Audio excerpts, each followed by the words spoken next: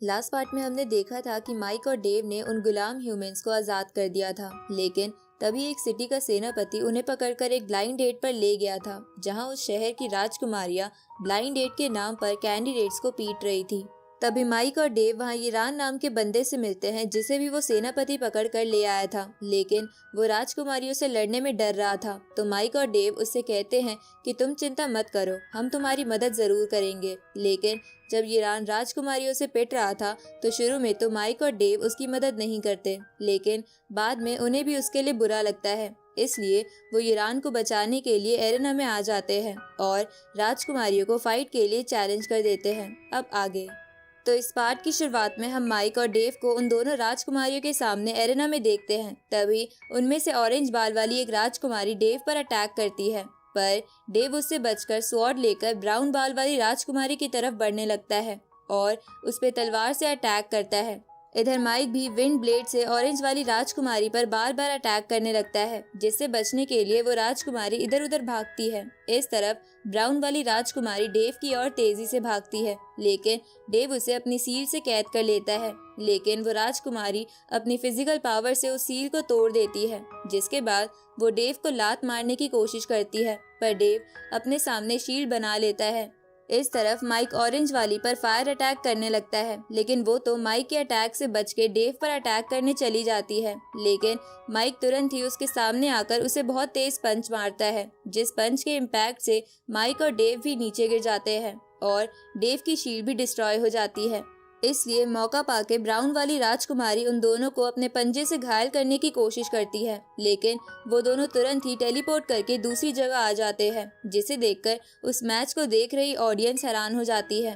तभी ऑरेंज वाली राजकुमारी फिर से एरेना में आ जाती है, लेकिन इस बार वो बहुत ज्यादा गुस्से में थी, जिसे देखकर माइक भी एक बार को घबरा जाता है। तभी वो तेजी से माइक और डेव की तरफ बढ़ती है, जिसे देखकर माइक और डेव डिफेंस पोजीशन में आ जाते हैं। पर तभी ब्राउन वाली राजकुमारी उन दोनों पर साउंड वेव से अटैक करने लगती है, जिससे वो दोनों थोड़ी देर के लिए डिस्ट्रैक्ट हो जाते हैं और ये मौका पाकर वो दोनों राजकुमारी माइक और डेव के पास आने लगती है, जिसे देखकर माइक डेव को लेकर उस जगह से थोड़ा दूर जाने की कोशिश करता है, लेकिन डेव उसके हाथ से छूटकर नीचे गिरने लगता है। तभी वो राजकुमारी डेव के बिल्कुल पास पहुंच जाती है और उसे लात मारने लगती है, लेकिन माइक डेव को अपने पास टेलीपोर्ट कर लेता है। ये देखकर वो राजकुमारियां फिर से उन दोनों की तरफ बढ़ने लगती है। ये देखकर माइक थंडर और फायर एलिमेंट की मदद से उन दोनों को रोकने की कोशिश करता है, लेकिन वो दोनों साथ मिलकर माइक पर अटैक करती है, पर डेव तुरंत ही डिवाइन स्टैचू की फॉर्म में आकर माइक को बचा लेता है और उनमें से एक राजकुमारी को दूर फेंक देता है और एक के ऊपर अपनी स्वॉर्ड रख लेता है, जिसे देखकर उस राजकुमारी को लगता है कि डेव उसे नहीं मारेगा। पर उसी वक्त माइक एक बहुत ही पावरफुल पंच उस राजकुमारी के मुंह पे मारता है, जिसकी वजह से वो भी दूर जाके दीवार से टकराती है, जिसे देखकर ऑडियंस पूरी चौंक जाती है। पर तभी वो दोनों राजकुमारियां फिर से एरेना में आ जाती है और अपनी बॉडी पर चारों तरफ स्पिरिचुअल ऑरा फैलाकर अपने आप को हील कर लेती है और आपस में बोलती है कि हम इन्हें जीतने नहीं दे सकते। तो ये देखकर वहां खड़ी ऑडियंस डर के वहां से भाग जाती है। उसी वक्त वो दोनों राजकुमारियां एक फॉर्मेशन बना के माइक और डेव को गोल्डन क्लॉ प्रिजन में कैद कर लेती है और उनपे गोल्डन टाइगर स्पिरिचुअल फॉर्म से अटैक करती है। तो ये देखकर डेव अपने आगे शील्ड बनाने लगता है, लेकिन तभी उसे एहसास होता है कि वहाँ रेड क्वीन आ चुकी है। इसलिए डेव माइक को अपने साथ टेलीपोर्ट करके बहुत दूर चला जाता है। इस तरफ जब वो राजकुमारियां देखती है कि माइक और डेव वहाँ नहीं है तो उन्हें बहुत गुस्सा आता है। तभी वहाँ रेड क्वीन आ जाती है, जिसने महल के ज्यादातर सिपाहियों को मार दिया था और अब वो उन दोनों राजकुमारियों से कहती है कि माइक और डेव को मेरे हवाले कर दो। इस तरफ जब माइक और डेव उस महल से दूर आ जाते हैं तब माइक डेव से कहता है कि मुझे तो लगा रेड क्वीन हार मान लेगी, पर ये तो यहाँ तक आ गई है, पता नहीं हमें कब तक इससे भागते रहना पड़ेगा और ये कब हमारा पीछा छोड़ेगी। ये सुन के डेव माइक से कहता है कि इस सिटी में तो बहुत सारे खतरनाक मॉन्स्टर होने चाहिए थे जो राजकुमारी को प्रोटेक्ट करते हैं, लेकिन पता नहीं रेड क्वीन उनसे बच के महल में कैसे आ गई। शायद रेड क्वीन हमारी सोच से ज्यादा ताकतवर है, इसलिए हमें उससे बचने के लिए कहीं और जाना पड़ेगा। इसके बाद डेव एक मैप बाहर निकालता है और माइक से कहता है कि हमें इस आइलैंड के और बीचों बीच जाना पड़ेगा, क्योंकि वहाँ पर और भी बहुत ताकतवर डीमंस होंगे जो रेड क्वीन को अपने इलाके में नहीं आने देंगे। इसलिए शायद वहाँ हमारे बचने के चांसेस हैं। इस पे माइक डेव से कहता है कि पर वहाँ जाते समय ही रेड क्वीन ने हमें पकड़ लिया तो हम क्या करेंगे। ये सुन के डेव कहता है कि वो पिछली हर बारी से हमारे पास बहुत टाइम के बाद पहुँच रही है, जिसके पीछे जरूर कोई रीजन होगा।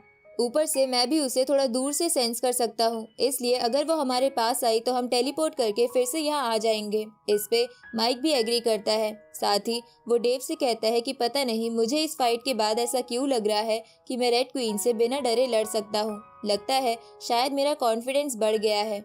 इस पे डेव माइक से बोलता है कि चाहे कुछ भी हो पर हम रिस्क नहीं ले सकते, इसलिए हमें जल्द से जल्द इस आइलैंड के बीच पहुंचना होगा। ये सुन के माइक डेव से कहता है कि तुमने मेरी बात पर मेरा मजाक क्यों नहीं उड़ाया, क्योंकि अगर तुम मेरा मजाक नहीं उड़ाते हो तो मुझे अच्छा नहीं लगता है। इस पे डेव माइक को बेवकूफ कहता है, जिसके बाद वो दोनों आगे जाने लगते हैं। दूसरी तरफ रेड क्वीन ने उन दोनों राजकुमारियों को बहुत ज्यादा घायल कर दिया था, लेकिन वो फिर भी हार नहीं मानती और तेजी से रेड क्वीन की तरफ बढ़ती है। पर रेड क्वीन अपने टेंटिकल्स उनके चेस्ट में घुसा देती है और उन दोनों से कहती है कि माइक और डेव कहाँ पर है। इस पे वो राजकुमारियाँ बोलती है कि तुमने हमसे पंगा लेके बहुत गलत किया है।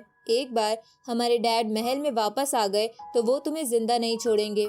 ये सुन के रेड क्वीन उन दोनों से बोलती है कि चाहे कोई भी आ जाए पर वो मेरे हाथ से नहीं बचेगा, इसलिए मैं तुम्हें सच बताने के लिए आखिरी चांस देती हूँ। पर उन दोनों राजकुमारियों को तो माइक और डेव के बारे में पता ही नहीं था, इसलिए वो कुछ नहीं बोलती। लेकिन रेड क्वीन इस बात से नाराज होकर उन दोनों की चेस्ट के और अंदर अपने टेंटिकल्स घुसा देती है और उन दोनों की एनर्जी एब्जॉर्ब करने लगती है। जहाँ वो ऐसा करते हुए बोलती है कि भले ही ये एनर्जी मेरी जितनी प्योर नहीं है, लेकिन ये भी बहुत ज्यादा प्योर है। उसी वक्त आसमान काला हो जाता है और एक बीम आकर उन दोनों राजकुमारियों को कहीं और टेलीपोर्ट कर देती है, जिसके बाद उस रेड क्वीन पर एक बहुत ही पावरफुल स्पिरिचुअल टाइगर से अटैक होता है, जिसे देखकर वो रेड क्वीन वहाँ से भाग जाती है।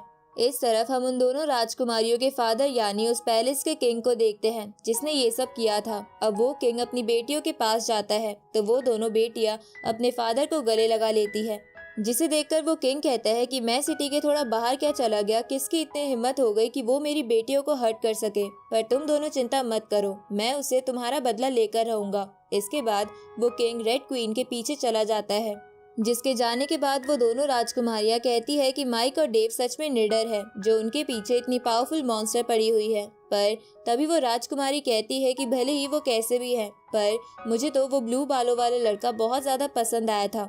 इस पे दूसरी राजकुमारी कहती है कि हाँ, मुझे भी वो दूसरा लड़का बहुत पसंद आया, पर पता नहीं हम उन्हें दोबारा देख पाएंगे या नहीं। इस पे ब्राउन वाली राजकुमारी कहती है कि अगर वो वापस यहाँ ना आए तो हम उन्हें ह्यूमन वर्ल्ड में ढूंढने जरूर चलेंगे। इस तरफ हम माइक और डेव को देखते हैं जो एक पहाड़ पर बैठकर आराम कर रहे थे। तभी माइक बोलता है कि एक दिन गुजर गया है पर अब तक वो रेड क्वीन हमारे पास नहीं पहुंची। इस पे डेव माइक से कहता है कि क्या तुम उससे मिलना चाहते हो। इस पे माइक कहता है कि ऐसा नहीं है, मैं तो बस वही बात सोच रहा था जो तुमने कही थी कि वो राजकुमारी हर बार हमारे पास बहुत लेट से पहुंच रही है। लगता है तुम्हारी बात बिल्कुल सच है। इसके बाद वो दोनों पियरलेस बीट के पैरेलल वर्ल्ड में आ जाते हैं, जहां उस पियरलेस बीट के कोर पर एक लाइट गिरती है, जिसके बाद वहां एक स्क्रीन सामने आ जाती है जिससे बाहर का नजारा दिख रहा था। तो स्क्रीन को देखकर माइक बोलता है कि क्या पियरलेस बीट फिर से इवॉल्व हो गया है। ये सुन के डेव कहता है कि हो सकता है कि ऐसा रेड क्वीन के हार्ट से हुआ हो। इस पे माइक कहता है कि ये तो अच्छा हुआ, अब हम पैरेलल वर्ल्ड में रहकर भी बाहर का नजारा देख पाएंगे। लेकिन मैं इस बात से थोड़ा सैड हूँ कि उस रेड क्वीन के हार्ट से बस स्क्रीन की ही एडवांटेज हमें मिली, लेकिन मुझे तो लगा था कि वो रेड हार्ट बहुत कुछ कर सकता है। ये सुन के डेव माइक से पूछता है कि तुम उस हार्ट से क्या एक्सपेक्ट कर रहे थे। ये सुन के माइक बोलता है कि मुझे तो लग रहा था कि वो हार्ट हमें 10th लेवल पर पहुंचा देगा, जिसके बाद हमें रेड क्वीन से डरना नहीं पड़ेगा। उसी वक्त माइक स्क्रीन पर देखता है कि रेड क्वीन तेजी से उसी तरफ आ रही है जहां वो दोनों थोड़ी देर पहले थे। इस तरफ रेड क्वीन वहां आ जाती है, लेकिन वो बहुत ज्यादा घायल थी। तभी वहाँ वो किंग भी आ जाता है जो रेड क्वीन से कहता है कि मैं तुम्हारे कल्टीवेशन को ध्यान में रखते हुए तुम्हें एक ऑफर देता हूँ कि तुम मेरी दासी बन जाओ तो मैं तुम्हें माफ कर दूंगा। इधर माइक और डेव भी किंग को पहचान जाते हैं। इस तरफ रेड क्वीन ये कहते हुए उस किंग पर एक वेब से अटैक करती है कि तुम मुझे दासी बनाने के तो बस सपने देखो, पर वो किंग स्पिरिचुअल हैंड से रेड क्वीन का वेब डिस्ट्रॉय कर देता है। तो ये देखकर रेड क्वीन स्पिरिचुअल हैंड को रोकने की कोशिश करती है, पर ऐसा करने में वो भी पीछे हो जाती है। साथ ही उसकी सांसें भी फूल रही थी और उसकी धड़कन भी बहुत तेज तेज चल रही थी। साथ ही ऐसा डेव और माइक के साथ भी हो रहा था। इधर रेड क्वीन किंग से कहती है कि अगर उन दोनों गधों ने मेरा हार्ट नहीं चुराया होता तो तुम मेरे सामने खड़े होने की हिम्मत भी नहीं कर पाते, लेकिन अब भी तुम मुझे नहीं मार पाओगे। लेकिन ये सुन के किंग रेड क्वीन से कहता है कि तुम्हारा कल्टीवेशन भी अच्छा खासा है, साथ ही तुम हेवनली मॉन्स्टर ब्लड लाइन से हो, जिस ब्लड लाइन से आज तक मैंने एक भी मॉन्स्टर नहीं देखा है। इसलिए मैं तुम्हें पकड़कर एंसेस्टर हॉल को दे दूंगा, क्योंकि वहाँ के एल्डर्स जरूर तुम में इंटरेस्टेड होंगे। इधर ये सुन के माइक को बहुत गुस्सा आता है। दूसरी तरफ रेड क्वीन अपने घाव को हील कर लेती है, जिसके बाद वो अपनी 2 स्वॉर्ड निकालती है और किंग को गाली देते हुए उस पे अलग अलग डायरेक्शन से अटैक करने लगती है। लेकिन किंग तो उससे आराम से बचे जा रहा था। लेकिन तभी रेड क्वीन बहुत ही पावरफुल अटैक किंग पे करती है, पर किंग इस अटैक से भी 6 टाइगर विंग की मदद से बच जाता है। तो 6 टाइगर विंग को देखकर माइक और डेव समझ जाते हैं कि वो किंग मून गॉड लेवल पर है। इधर रेड क्वीन किंग पर एक स्लैश अटैक करती है, लेकिन किंग उससे बच जाता है और पीछे से रेड क्वीन को पकड़ने की कोशिश करता है। तो ये देखकर रेड क्वीन सेक्रीफाइस टेक्निक का इस्तेमाल करके अपने चारों ओर शील्ड बना लेती है और किंग को भी दूर कर देती है। लेकिन किंग फिर से उसके पास आके उससे क्लोज कॉम्बैट फाइट करने लगता है। इधर माइक कहता है कि ये सेक्रीफाइस टेक्निक बहुत ज्यादा पावर बढ़ा देती है। तभी किंग भी उस टेक्निक को देखकर थोड़ा सावधान हो गया। इस पे डेव बोलता है कि इस टेक्निक के जरूर साइड इफेक्ट भी होंगे, इसलिए मुझे डर है कि शायद रेड क्वीन किंग को नहीं हरा पाएगी। ये सुन के माइक डेव से कहता है कि क्या तुम्हें रेड क्वीन की फिक्र हो रही है। इस पे डेव माइक से कहता है कि अपनी बकवास बंद करो। इस तरफ किंग रेड क्वीन से लड़ते लड़ते अपनी रियल वाइट टाइगर की फॉर्म में आ जाता है, जिसे देखकर रेड क्वीन भी तेजी से अपनी फॉर्म में आते हुए किंग की तरफ बढ़ती है, जिसकी वजह से वहाँ बहुत बड़ा इम्पैक्ट होता है।